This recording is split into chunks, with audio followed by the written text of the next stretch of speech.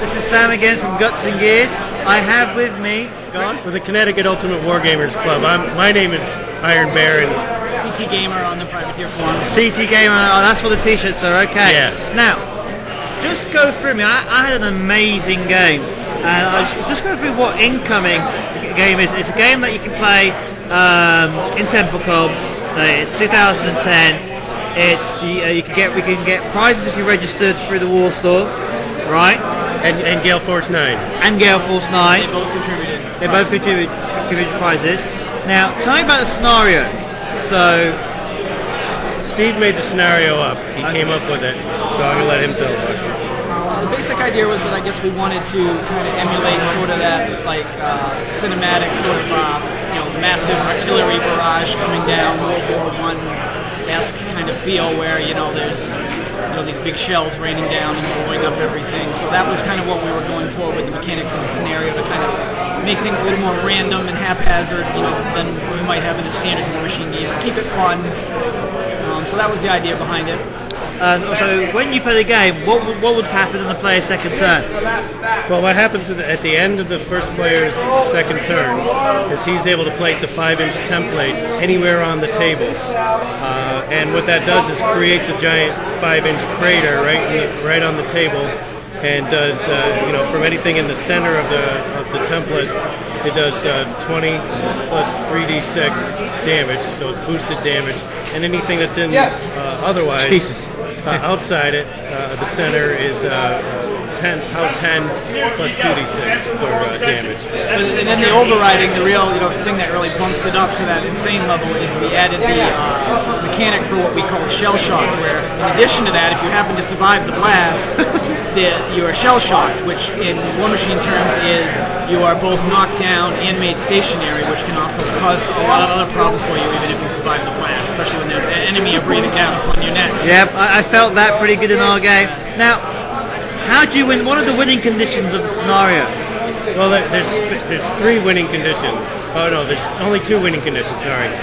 One is a caster kill, and the second is if hammer time or the 1.5-hour time limit runs out, whoever's closest to the center line of the table, the warcaster that's closest to the center line wins.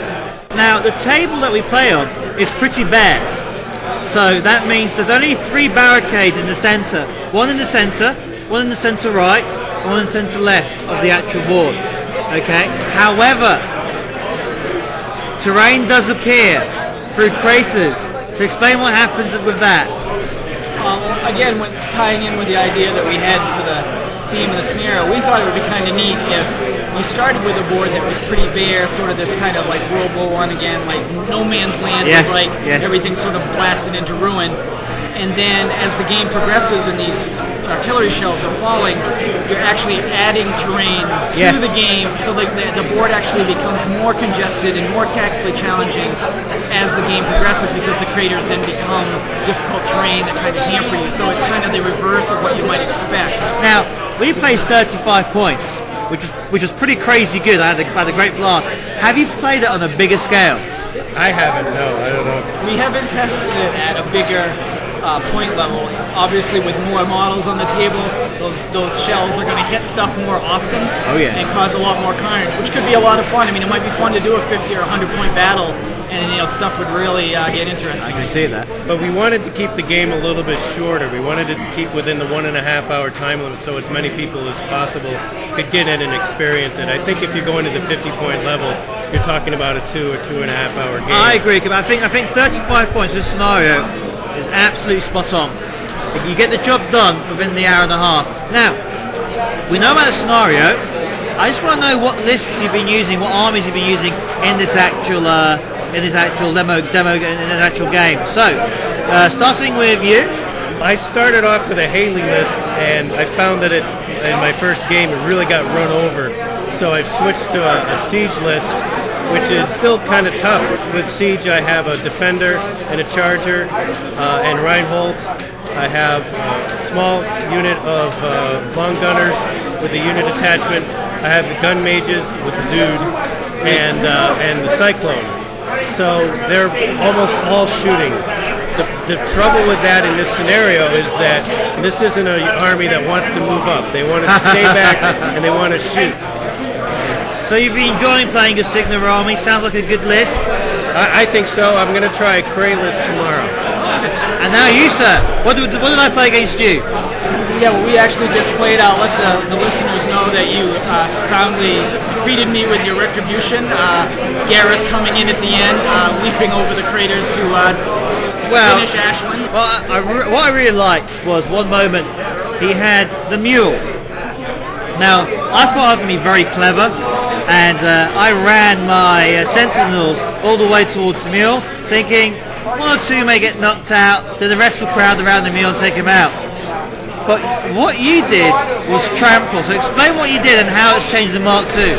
Well, I have to say that it only worked, I guess, because you weren't familiar with the Mark II changes to trample, but you had lined up your unit pretty nicely, sort of. In a straight conga line. You lined them right up perfectly, and I saw, that maybe that was my best chance to take them out. I popped Ashland's feet so that I was getting all boosted rolls, and I think I trampled over probably, 7 or 8 guys. Oh, yes. And I killed maybe 5. 5 or 6, yes. Yeah, but it was a nice 5 kills that it would have been hard to do otherwise, and you were going to finish me off. It was very bad. It was very bad. But it was probably my best play of the day as far as just the cinematic move. Yeah, you then scrapped the jack, but I had already kind of earned my. Did your job? Yeah. So, but it was a good game, and so that's basically what I've been doing.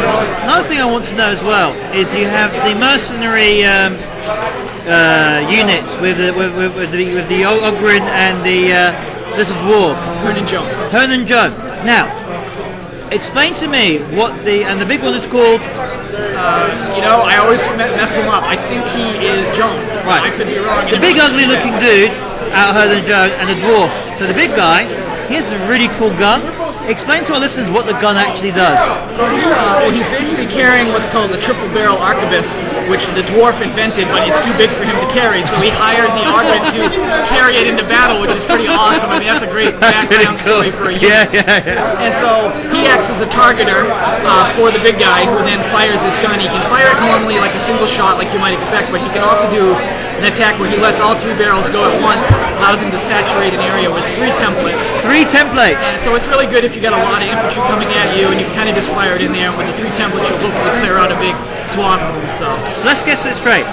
He shoots at a unit. He places a 3-inch radius template.